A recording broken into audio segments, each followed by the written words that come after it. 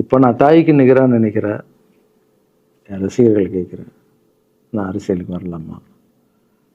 இதை பார்த்துட்டு இருக்கிறவங்களுக்கு, இந்த மக்களை கேட்குறேன், நான் அரசியலுக்கு வரலாமா? அந்த தகுதி எனக்கு இருக்கா? நீங்களும் சொல்லுங்கள். இந்த வீடியோ பார்த்துட்டு இருக்கவங்க கமெண்ட்ஸ் போடுங்க. பசங்களா, இவங்க தான் என்னுடைய 22 வருஷத்தினுடைய உழைப்பு. அரசியலுக்கே வராமல் மக்களுக்கு நான் செஞ்ச சேவை உங்கள் கண்ணு முன்னாடி நிப்பாட்டியிருக்கேன். இப்போ உங்கள் வயசு என்ன? 22 வயசாகுது. ஒரு வயசில் என் கையில் வந்தார் இவர். அந்த ஃபோட்டோவை நீங்களே பாருங்கள். இப்போ 22 வயசு. ஒரு குழந்தைய வளர்க்குறதுக்கு நீங்கள் எவ்வளோ கஷ்டப்படுவீங்க? உங்களுக்கு தெரியும்ல அந்த கஷ்டம் என்னென்னா.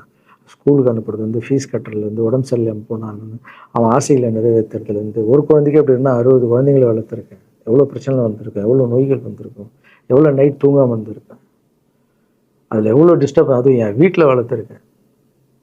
இதெல்லாம் எதுக்கு பண்ணேன்னா, எந்த ஒரு எதிர்பார்ப்பும் இல்லாமல் கடமை செய் பலனை எதிர்பார்க்காதன்ற இந்த வார்த்தை எனக்கு ரொம்ப பிடிக்கும். அதுக்காக செஞ்சுருக்கேன். ஸோ நீங்கள் சொல்லுங்கள், நான் அரசியலுக்கு வரணுமா வேண்டாம்? வேண்டாம்னா என்னன்னு சொல்லுங்கள். வாப்பா, வாடாகண்ணா, வா நண்பா, வாங்கண்ணா அப்படின்னு சொல்லுங்கள். என் முடிவை நான் உங்களுக்கு சொல்கிறேன். உங்கள் முடிவுக்காக காத்திருக்கேன்.